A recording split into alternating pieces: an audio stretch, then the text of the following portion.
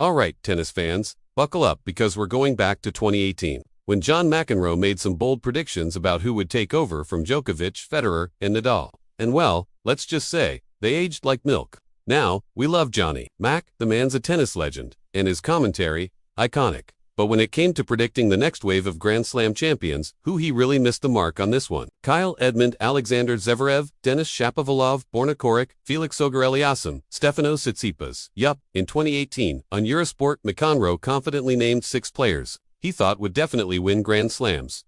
And here we are in 2025. Not a single one of them has done it.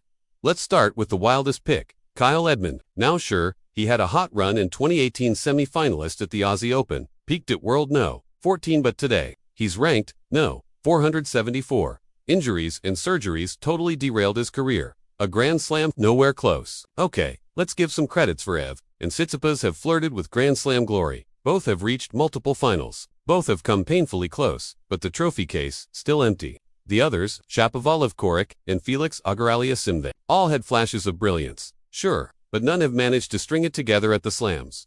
McEnroe's crystal ball.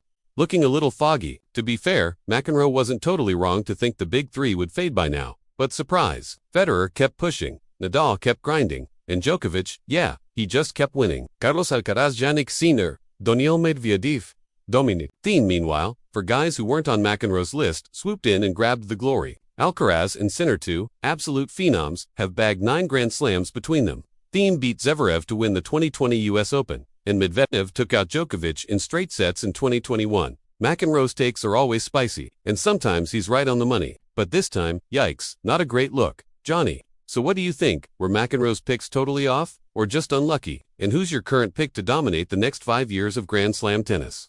Let us know in the comments. Smash that like button if you enjoyed this throwback, and don't forget to subscribe for more tennis takes. Thanks for watching. We'll see you on the next serve.